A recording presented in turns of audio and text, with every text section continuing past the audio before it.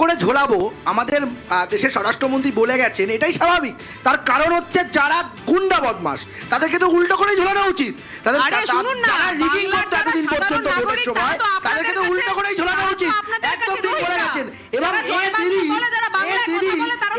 আপনারা সুদ চড়াচ্ছেন। যখন মুখ্যমন্ত্রী বলে স্টোন কিপের মিষ্টি খাওয়াবো, কান ধরে উদ্বোস করাবো, তখন আপনারা সত্যি সাবিত্রী হয়ে যান। আপনারা সত্যি সাবিত্রী। আরে বাবা শুনুন, দিন হলে পাটকেল খেতে হবে।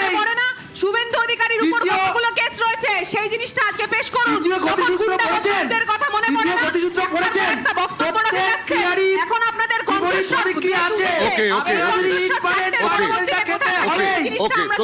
প্রতিভা আজকে যেই এগিয়ে থাকুক বা যেই জিতুক না কেন, এই যে বক্তব্যগুলো যে বক্তব্যগুলো নিয়ে আলোচনা হচ্ছে, সেই বক্তব্যগুলোই তো উত্তেজনা ছড়ানোর পক্ষে যথেষ্ট। এবং আমি তো মনে করি যে এখানে কেন্দ্রীয় বাহিনী এতটা এবারে না থাকলে অনেক বেশি এখানে হিংসা হতো।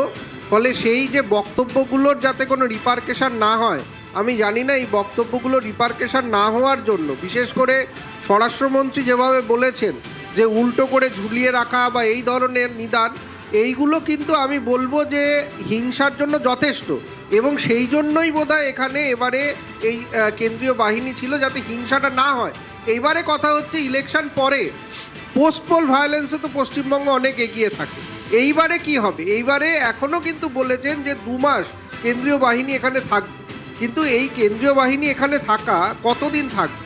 সাধারণ মানুষদের মধ্যে যে বিভাজন, যে এই যে কারণ তৃণমূল কংগ্রেস যাই বলুক, বিজেপি কিন্তু একটা কথা পরিষ্কার বলেছে যে হিন্দুত্ববাদী দল হিসাবেই তারা ভোট চেয়েছে, হিন্দুদের জন্যই ভোট চেয়েছে।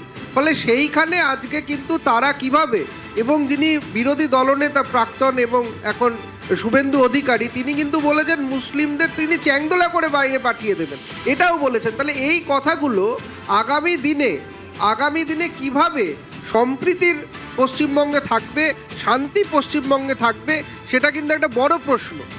আজকে যে ট্রেন্ড আমরা দেখছি, হতে পারে বিজেপি এখন অনেকটাই এগিয়ে আছে, হয়তো এই ট্রেন্ড শেষ অবধি এই ট্রেন্ডই বজায় থাকলো, কিন্তু তারপরে অনেক কথা কিন্তু ফিরিয়ে নিতে হবে। বিজেপিকে যদি সর্বসাধারণের দল হিসাবে পশ্চিমবঙ্গে রাজত্ব করতে হয়, পশ্চিমবঙ্গকে চালাতে হয়, তাহলে অনেক কথা বিজেপির নেতৃত্ব যা বলেছে সেটাকে উইথড্র করতে হবে। উইথড্র না করলে মানুষ কিন্তু বিজেপির থেকে হয়তো এই প্রাথমিক ট্রেন্ড শেষ অবধি থাকলেও মুখটা ফিরিয়ে নিতে বেশি টাইম লাগবে না। এরপরেও অনেকগুলো নির্বাচন আছে, ফলে এই নির্বাচনের ফলাফল সন্ধে অবধি কতটা হয় সেদিকে আমাদের নজর থাকবে।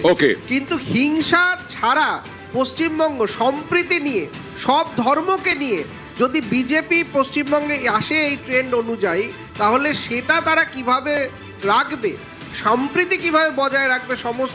কৌস্তবের কাছে আসবো। কৌস্তব, যেটা প্রদীপ কিছুক্ষণ আগে বলছিলেন, যেভাবে এখন ট্রেন্ড দেখা যাচ্ছে, এটার বড় সড়ো পরিবর্তন কি আর সম্ভব?